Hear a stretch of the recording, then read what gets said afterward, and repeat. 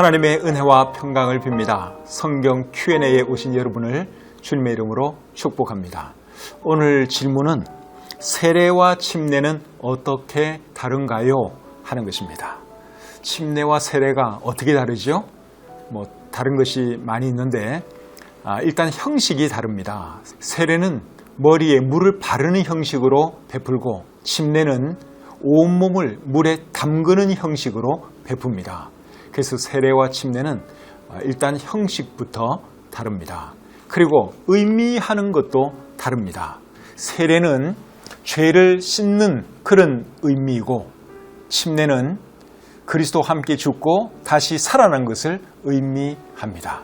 그러니까 세례와 침례는 형식도 다르고 그리고 의미도 다르다 하는 것을 우리가 알아야 하죠.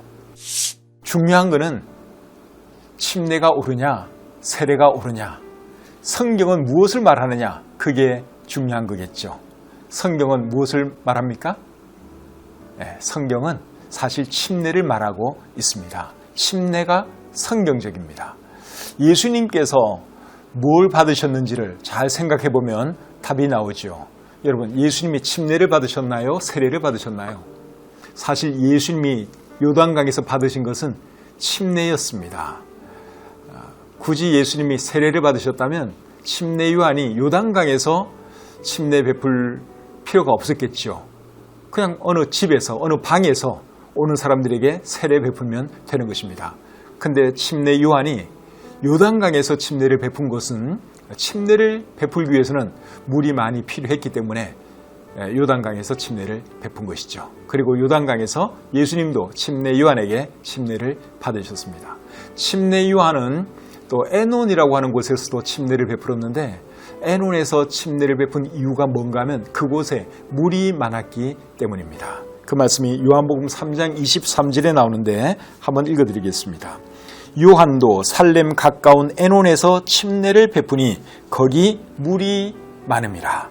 그리고 또 사도행전 8장에 보시면 에티오피아 내시가 침례받는 것이 기록되어 있는데 그 내시도 사실은 세례받은 것이 아니라 침례를 받았습니다. 그 내용도 한번 보겠습니다. 사도행전 8장 36절부터 38절까지의 말씀입니다. 길 가다가 물 있는 곳에 이르러 그 내시가 말하되 보라 물이 있으니 내가 침례를 받음에 무슨 거리낌이 있느냐. 이에 명하여 수레를 멈추고 빌립과 내시가 둘 다 물에 내려가 빌립이 침례를 베풀고, 자 여기 보시면 빌립이 에티오피아 내시에게 침례 베푸는 그 장면이 기록되어 있는데 빌립이 에티오피아 내시에게 베푼 것은 세례가 아니라 침례였습니다. 어떻게 알 수 있어요? 물이 있는 곳에 이르러 두 사람이 함께 내려가서 침례를 주고 또 침례를 받았다. 그렇게 말씀을 하고 있죠.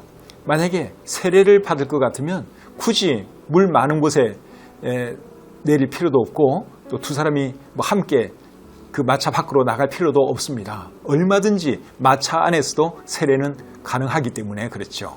그래서 에티오피아 내시의 경우를 봐도 이분이 받은 것도 역시 침례였다 하는 것을 우리가 알 수 있습니다. 그러면 여러분, 오늘날 한국의 많은 교회가 사실 세례를 베풀고 있는데 성경은 원래 침례였는데 이 침례가 어떻게 하다가 세례로 바뀌게 된 걸까요? 그거는 이제 천주교에서부터 사실 이 세례가 시작된 것입니다. 천주교에서도 원래는 침례를 베풀었어요. 그런데 천주교에서는 침례를 구원의 조건으로 생각을 했습니다. 그런데 노약자에게 침례를 베푸는 것은 조금 위험할 수가 있잖아요. 중환자에게 침례를 베풀기는 베풀어야 되겠는데 이제 그들의 믿음대로라면 침례를 베풀어야지 그 사람이 천국에 가는데 죽어가는 환자에게 침례를 베풀 수는 없잖아요. 그래서 약식으로 베푼 것이 세례입니다. 그리고 또 아이들 경우에 이제 태어난 아기들에게도 가급적 빨리 세례를 베풀면 언제 죽더라도 그 아이가 천국에 갈 수 있다고 생각을 한 거예요. 그래서 아이들에게 이제 그 세례를 베풀기 시작했는데 그것이 유아 세례가 된 것입니다. 그래서 세례라든가 유아 세례는 사실 천주교에서 나온 겁니다. 그런데 한국의 많은 교회들이 천주교에 생하던 그 방식을 그대로 유지하는 거예요. 그래서 침례 안 베풀고 여전히 세례를 베풀고, 그리고 아이들에게도 유아 세례를 베푸는데, 유아 세례는 사실 성경에는 전혀 그 근거를 찾아볼 수 없습니다. 전혀 성경적인 것이 아닙니다. 침례는 어떤 사람들이 받는 것인가 하면 구원받은 사람들이 간증의 표시로 침례 받는 거예요. 나는 이제 그리스도 안에서 새로운 사람이 되었습니다. 그리스도와 함께 죽고 새로운 사람으로 거듭났습니다. 그런 뜻으로 받는 것이 침례지요. 얼마 전에 제가 국민일보를 이렇게 보면서 유아 세례식 한 기사를 상세하게 보도하는 것을 제가 읽었습니다. 참 이제 베푸는 목사님도 은혜를 많이 받고 참 아름다운 광경이었다 하는 건데, 뭐 그렇게 볼 수도 있겠지만 사실은 그거는 비성경적인 것입니다. 그냥 아이들에게 축복 기도를 해준다든가 그건 참 좋죠. 뭐 헌화식을 한다든가 그건 좋아요. 근데 유아 세례 형식으로 아이들에게 세례를 베푸는 거, 그거는 인간적인 관점으로 보면 좋아 보일지 모르지만 하나님께서 기뻐하는 것은 아닙니다. 왜냐하면 성경에 없는 것을 행하는 것이기 때문에 그렇죠. 그래서 이 침례는 반드시 구원받은 사람이, 구원의 간증이 있는 사람이 받는 것이지, 뭐 아기들처럼 아무도 모르는 사람이 받는다든가, 또 천주교인들처럼 뭐 구원받기 위해서 뭐 받는다든가 그런 거는 아니다 하는 것이죠.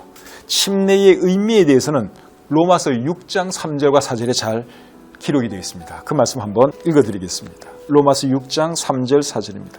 무릇 그리스도 예수와 함께 침례를 받은 우리는 그의 죽으심과 합하여 침례를 받은 줄을 알지 못하느냐. 그러므로 우리가 그의 죽으심과 합하여 침례를 받음으로 그와 함께 장사되었나니 이는 아버지의 영광으로 말미암아 그리스도를 죽은 자 가운데서 살리심과 같이 우리로 또한 새 생명 가운데서 행하게 하려 함이라. 침례는 구원받기 위해서 받는 것이 아니라 구원받은 사람이 이제 새 사람이 되었다 하는 것을 간증의 표시로 받는 것이 침례다 하는 것이죠. 골로새서 2장 12절은 또 이렇게 말합니다. 너희가 침례로 그리스도와 함께 장사되고 또 죽은 자들 가운데서 그를 일으키신 하나님의 역사를 믿음으로 말미암아 그 안에서 함께 일으키심을 받았느니라. 그리스도와 함께 죽고 다시 살아난 것을 외적으로 나타내 보이는 그 의식이 침례라는 것입니다. 그래서 침례에 대해서 여러분들이 잘 이해를 하셨으면 좋겠고, 방식도 세례가 아니라 침례가 성경적인 것이다 하는 것을 여러분들이 꼭 기억하시길 바랍니다. 제가 굳이 침례로 읽는 이유는 침례가 성경적이기 때문에 그런 것입니다. 그런데 우리 초창기 성경을 번역하던 분들이 이제 세례를 믿고 세례를 베풀던 분들이 성경을 번역하다 보니 침례로 번역해야 할 것을 세례로 번역했을 뿐입니다. 번역을 잘못한 것이죠. 그러나 원래는 침례가 맞습니다. 번역도 사실 침례로 하는 것이 옳습니다. 침례와 세례에 대해서 간단하게 설명을 드렸는데 이해가 되셨는지 모르겠습니다. 이해가 되셨기를 바라고, 이 방송 보시는 분 중에서 구원의 확신은 있는데 아직 침례받지 않은 분이 계시다면 여러분 성경이 말하는 침례 받으시기를 바랍니다.